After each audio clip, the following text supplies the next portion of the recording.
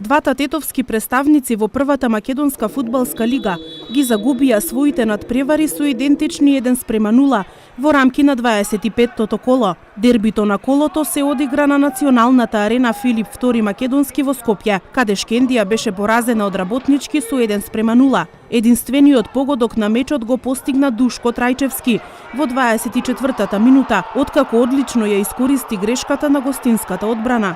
Екипата на Шкендија имаше убава можност во 19-та минута, но Бесарт Ибраими не успеа да реализира пенал.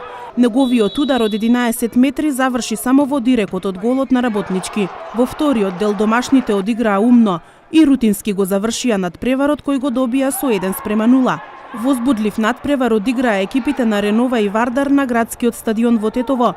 Актуелниот шампион на Македонија дуелот го доби со минимални 1:0, благодарение на погодокот на Дејан Божиновски во 73-та минута. До моментот на погодокот, фудбалерите на Вардар имаа иницијатива на теренот, но не успеа да го најдат патот до мрежата на домашниот голман. Фудбалерите на Ренова, откако примија погодок, заиграа поофанзивно. Нововлезениот Башким Велија имаше две убави шанси да го израмни резултатот, но најпрво неговиот удар го одбрани гостинскиот голман Гачевски, а во вториот обид топката заврши во дирекот од голот на Вардар. На крајот заслужена победа на Вардар со која се зацврсти на чело на прволигашката табела.